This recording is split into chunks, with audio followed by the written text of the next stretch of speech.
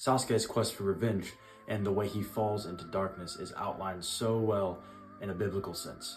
If you remember that as a kid, Kakashi told Sasuke that if he followed the path of revenge, it would absolutely destroy him. Now, of course, trusting in his own wisdom, he decides to not listen to Kakashi, which is crazy because he's goated. How are you not going to listen to the wisest dude in the leaf? But he ends up cutting off his ties with his best friend, almost killing him. And eventually, when he does get to his brother and, spoilers, kills him, he learns that the truth was not anything that he thought it was. His quest for revenge, the entire reason he existed, was all a lie.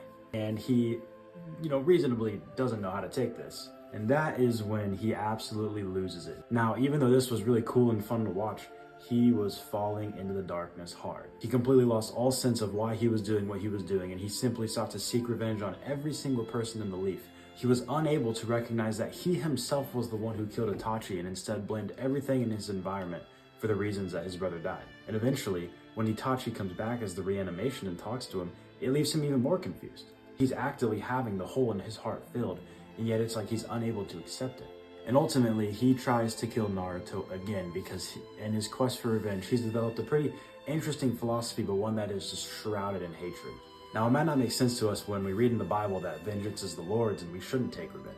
We have to trust that God himself knows what he's talking about. Because if me and you were to live a life of revenge instead of a life of forgiveness like Naruto lives, we would fall exactly into the category of Sasuke, losing his mind over and over, digging himself a hole, and literally shedding the blood of every single person he cares about and who is close to him, because he literally doesn't know what else to do to cope with the fact that he's just suffering and trying to replace that with revenge. Meanwhile, Naruto basically acts like a Christian. He literally chooses to forgive, and that is revenge. Now, if need be, he will still put belt to butt. He will still put you in the grave, but he will forgive you, he will understand you, and accept you when you've repented. And in the end, we see the scenes where Naruto is surrounded by absolutely everyone, and Sasuke is there alone, realizing that maybe what he wanted was not to destroy everything in his life, but to rebuild, and he simply didn't know how.